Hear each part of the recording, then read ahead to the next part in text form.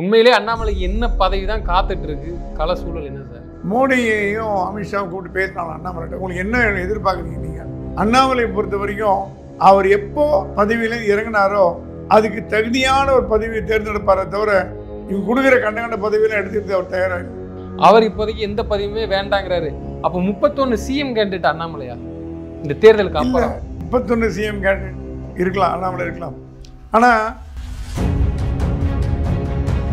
பாஜகலேயே அண்ணாமலை போனப்பறம் பாஜக மூசு குறைஞ்சிருக்கானா? கண்டிப்பாக குறைஞ்சிருக்கு. அண்ணாமலையோட ஆதரவுலாம் சைலண்ட் ஆகிட்டாங்க. எனக்கு தெரிஞ்சு 2-3 முக்கியமான தலைவர்கள்லாம் சைலண்ட் மோடில் போயிட்டாங்க.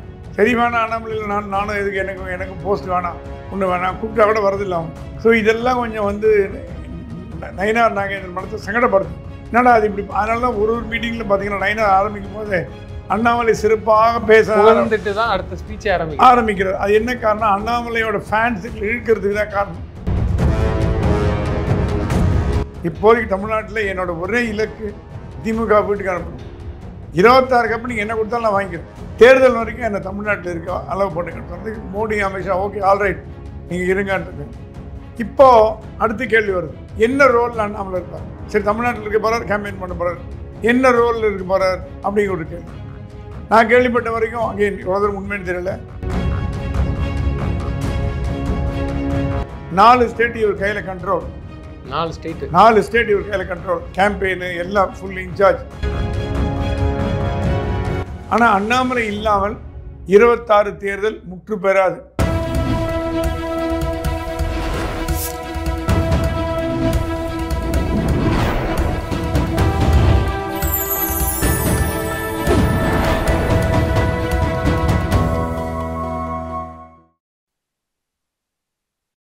சேனல் 5 தமிழ் நேயர்களுக்கு வணக்கம். இன்றைய நேர்காணலில் நம்மோடு பேச இருப்பது மூத்த பத்திரிகையாளர் பிரகாஷ் எம் சாமி அவர்கள். சார் வணக்கம். சார் வணக்கம்.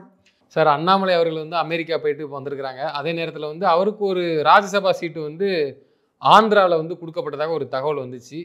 இந்த நிலையில் அது மாற்றப்பட்டிருக்காங்க. உண்மையிலே அண்ணாமலைக்கு என்ன பதவி தான் காத்துட்டு இருக்கு? கள சூழல் என்ன சார்? அண்ணாமலை தமிழக பாஜக தலைவர் பதவியிலிருந்து தானாகவே முன் வந்து அவர் யாரும் போன்னு சொல்ல, அவர் யாரும் விலக்கி வைக்கல, அவர் யாரையும் வீட்டுக்கு அனுப்பலை. இவராக எனக்கு போதும் அப்படின்னு சொல்லி டேர்ம் முடிஞ்சு போச்சு, 3 வருஷம் முடிஞ்சு போச்சுன்னு சொல்லி பதவி விலகி நயினார் நாகேந்திரன் உட்கார வச்சார். அதன் பிறகு பல்வேறு விதமான யூகங்கள் ரெக்கை கட்டி பறந்தன. மந்திரி நம்ம கூட பேசியிருக்கோம், மத்திய மந்திரா போகிறாருன்னு. மோடியையும் அமித்ஷாவும் கூப்பிட்டு பேசினாலும் அண்ணாமலை உங்களுக்கு என்ன எதிர்பார்க்குறீங்க? நீங்கள் டெல்லிக்கு வரீங்களா? மோடி அப்போ அண்ணாமலை சொன்னால் இல்லைங்க நான் சென்னையிலேயே இருக்கேன், சென்னையில் நான் ஒரு பேஸை பில்டப் பண்ணிட்டேன், நான் பாதியில் விட்டு அந்த பேஸ் வேஸ்ட்டாக போய்டும். இத்தனை நாள் போட்ட உழைப்பு, 3 வருஷம் போட்ட உழைப்பு, அந்த உழைப்பு வேஸ்ட்டாக போகணும். டெல்லியில் வந்ததுன்னா தமிழ்நாட்டில் தான் அந்த உழைப்பு இன்னும் மேலும் மேலும் பெருக்கி அதை நல்லா செம்மப்படுத்தி அந்த உழைப்பை ஓட் பேங்காக மாற்ற முடியும் என்னால். அதனால் நான் தமிழ்நாட்டிலே இருக்கேன். ஆனால் மோடி சொன்னால் ஆல்ரைட் உங்கள் என்ன சௌகரியமோ அதை பண்ணுங்கள், உங்களை நான் கம்பல் பண்ண மாட்டோம். டெல்லி ஒன்றா டெல்லி ரெடி, ராஜ்யசபா வந்தீங்கன்னா மந்திரியாகி உட்கார வைக்கலாம், நீங்கள் உள்துறை இணையமைச்சர் அந்த மாதிரி நல்ல பொறுப்பு ஒன்று கொடுக்குறோம். ஏன்னா அவருக்கு ஏற்ற போலீஸ் துறை அந்த டிபார்ட்மெண்ட் அந்த மாதிரி கொடுக்குறோம். அதனால் சொன்னால் ரொம்ப தேங்க்ஸ், ஆஃபருங்க, ரொம்ப நன்றிங்க. இப்போதைக்கு நான் அந்த மனநிலையில் இல்லை. இப்போதைக்கு தமிழ்நாட்டில் என்னோட ஒரே இலக்கு திமுக வீட்டுக்கு அனுப்பணும். 26 கப்பு நீங்கள் என்ன கொடுத்தாலும் நான் வாங்கிக்கிறேன். 26 தேர்தல் முடிஞ்ச உடனே நீங்கள் என்ன பதவி கொடுத்தாலும் நான் வாங்கிக்கிறேன். மத்திய அமைச்சராக தமிழ்நாடோ வாங்கியோ என்னவோ ராஜ்யசபா எம்பியோ மந்திரியோ என்ன கொடுத்தாலும் வாங்கிக்கிறேன். தேர்தல் வரைக்கும் என்ன தமிழ்நாட்டில் இருக்க அளவு பண்ணுங்கன்னு சொன்னதுக்கு மோடி அமித்ஷா ஓகே ஆல்ரைட் நீங்கள் இருங்கன்னு. இப்போது அடுத்த கேள்வி வருது, என்ன ரோலில் அண்ணாமலை இருப்பார்? சரி தமிழ்நாட்டில் இருக்க போகிறார், கேம்பெயின் பண்ண போகிறார், என்ன ரோலில் இருக்க போகிறார் அப்படிங்கிற ஒரு கேள்வி. நான் கேள்விப்பட்ட வரைக்கும் அகைன் எவ்வளோ தூரம் உண்மைன்னு தெரியல, தென் மாநில பொறுப்பாளர்னு ஒரு போஸ்ட்டை போட்டு 4 ஸ்டேட் இவர் கையில் கண்ட்ரோல். 4 ஸ்டேட் இவர் கையில் கண்ட்ரோல், கேம்பெயின் எல்லாம் ஃபுல் இன்சார்ஜ். அவருக்கு கீழே சுதாகர் ரெட்டி அந்த மாதிரி எல்லாம் கீழே இருப்பாங்க. கேம்பெயின் ஸ்ட்ராட்டஜி வகுக்கிறது. ஏன்னா அண்ணாமலை புலி மாதிரி பாயிறார். தமிழ்நாடோட பாஜக வளர்த்ததில் பெரும் பங்கு அண்ணாமலைக்கு உண்டு, சாதாரண பங்கில் பெரும் பங்கு உண்டு. மற்ற மாநிலங்கள் சொல்லுதான், வெஸ்ட் பெங்கால், ஆந்திரா, தெலுங்கானாலாம் இந்த மாதிரி நமக்கு கிடைக்காம போயிட்டு. ஸோ இப்போ ஆந்திரா தெலுங்கானாலையும் பிஜேபி வளரணும், கேரளாலையும் வளரணும், கர்நாடகாலையும் வளரணும், தமிழ்நாட்டிலையும் வளரணும். இந்த 4-5 சதர்ன் ஸ்டேட்ஸ் பிஜேபி கொஞ்சம் வீக்காக இருக்குது. கர்நாடகாவில் இப்போ காங்கிரஸ் கவர்மெண்ட் இருக்குது, ஒரு ஆல்ரெடி முன்னாடி இவர் மந்திரி சீஃப் மினிஸ்டர் எடியூரப்பா சீஃப் மினிஸ்டராக இருந்தார். இருந்தாலும் அங்கேயும் கொஞ்சம் வீக் இருக்குது. ஸோ இந்த வீக்னஸ் எல்லாம் சரி பண்ணி அதை பிஜேபி ரூட்டில் கொண்டு வரதுக்கு தென் மாநில பொறுப்பாளராக போடலாம் அப்படின்னு ஒரு எண்ணம் இருக்கான். அது இல்லைன்னா தமிழக பொறுப்பாளராக அந்த மாதிரி போடலாம். தமிழ்நாட்டை மட்டும் கவனிச்சுட்டு தேர்தலை கவனிக்கணும்னு. ஆனால் அண்ணாமலை இல்லாமல் 26 தேர்தல் முற்று பெறாது. அண்ணாமலை கேம்பெயின் இல்லாமல் 26 தேர்தல் பிஜேபி துவக்காதுங்கிறது என்னோட எண்ணம்.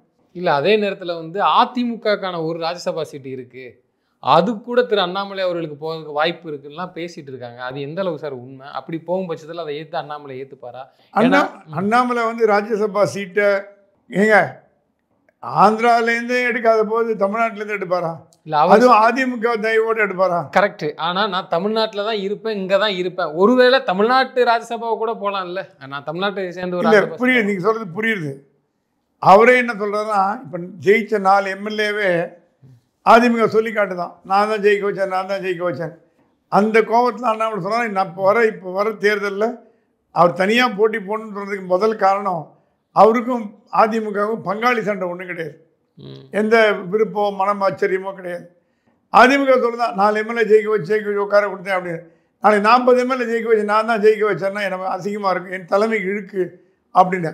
அப்படிப்பட்டவர் வந்து அதிமுக தயவில் எம்பி ஆவார் நான் கனவுல கூட நான் நினைக்க மாட்டேன். கண்டிப்பாக அது வந்து அது நடக்காத ஒன்று. தமிழ்நாட்டு அரசியலில் என்ன அத்தைக்கு மீச முளைச்சா சித்தப்பாம்பாங்க, அந்த மாதிரி இருந்தால் கூட இவர் அண்ணாமலை வந்து அதிமுகவோட தயவோட ராஜ்யசபா எம்பி ஆகுதுங்கிறது ரிமோட்லி இம்பாசிபிள். அது வந்து அந்த மாதிரி ஒரு விஷயம் நடக்கும்னு நான் தோணல. நிர்மலா சீதாராமன் அவர்கள் வந்து சென்னை வேற இருக்கிறாங்க. அதன் பின்னணி என்ன? அது தேர்தல் கணக்கு தானே, இல்லை வேறு எதுவும் விஷயமா? இல்லை, நிர்மலா சீதாராமன் சில பொறுப்புகள் கொடுக்கப்பட்டிருக்கு. தமிழ்நாடு தேர்தலை கவனிக்க சொல்லி அவருக்கு வந்து மோடி முதலே சொல்லிட்டாரு. அவர் வந்து நிர்மலா சீதாராமன் பாராளுமன்றத்தில் ஆக்ரோஷமாக திமுக எம்பிகளை எதிர்கொள்கிறதுலேருந்தே அவர் தெரிஞ்சு போச்சு நிர்மலா சீதாராமன் தேவைப்படுது அப்படின்னு. ஒரு பக்கம் ஏன்னா டெல்லியில் பார்த்தீங்கன்னா, டெல்லியில் இருக்க தமிழ் அமைச்சர்களில் முக்கியமானவர் வந்து நிர்மலா சீதாராமன், ஜெய்சங்கர், எல் முருகன், இவங்க 3 பேர் தான் முக்கியமானவர்கள். எல் முருகன் மட்டும் தமிழ்நாட்டில் ஒரே அமைச்சர், யாரும் கிடையாது. ஜெய்சங்கர் அரசியல் வரமாட்டார், முதலே சொல்லிட்டார் அவர். ஆனால் எனக்கு அரசியல் சம்மந்தம் கிடையாது, மந்திரியாக இருப்பேன், அரசியலுக்கு வரமாட்டேன்ட்டார். ஸோ இப்போ இருக்கிறத பார்த்தீங்கன்னா, இப்போ நிர்மலா சீதாராமன், எல் முருகன் தான். எல் முருகனோட நிர்மலா சீதாராமன் ஒரு ஃபினான்ஸ் மினிஸ்டருக்கு பெரிய போர்ட்ஃபோலியோவில் இருக்காங்க. அவங்களால எதையும் சாதிக்க முடியும்.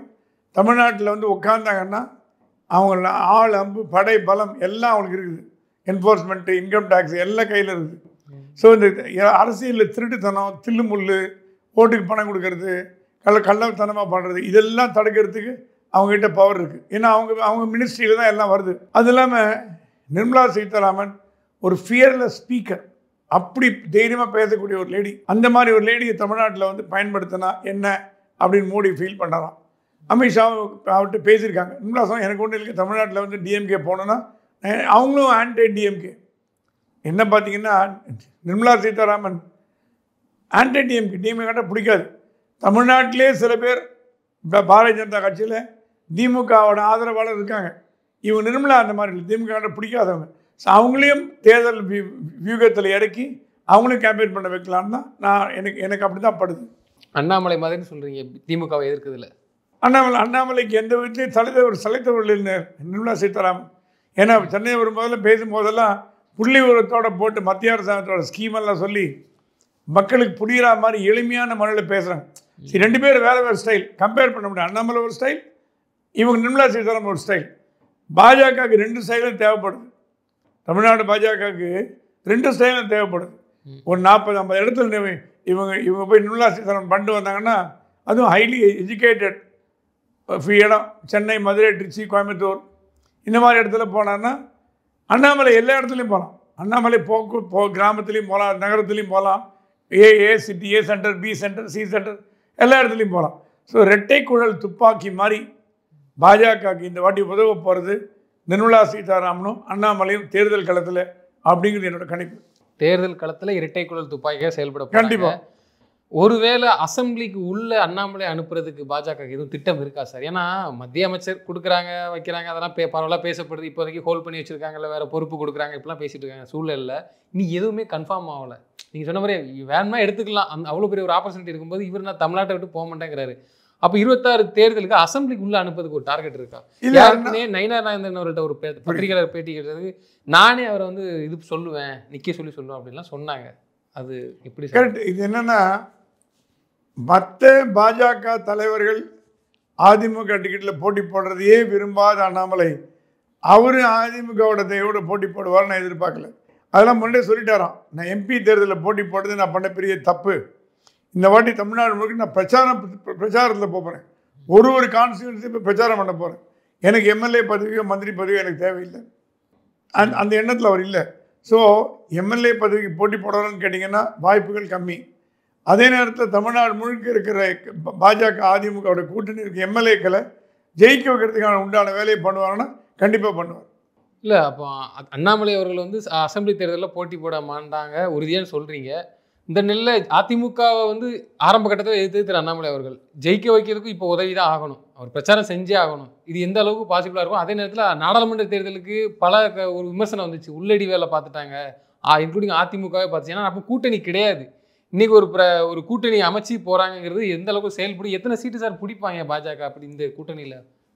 கடந்த முறை தேர்தலில் பாஜக வேட்பாளர்களை தோற்கடிக்கிறதுல அதிமுக இருந்தது. ஆனால் கண்டிப்பாக இருந்தது. அதுதான் அண்ணாமலைக்கு பிடிக்கல.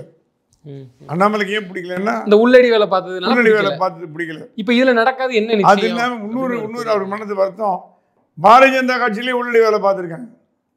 அண்ணாமலை தோற்பதற்கு காரணம் திமுக அதிமுகவை இல்லை, பாஜகன்னு என் நண்பர் சொன்னார், கோயம்புத்தூர்லேருந்து ஒரு நண்பர். என்னங்கன்னு கேட்டேன்.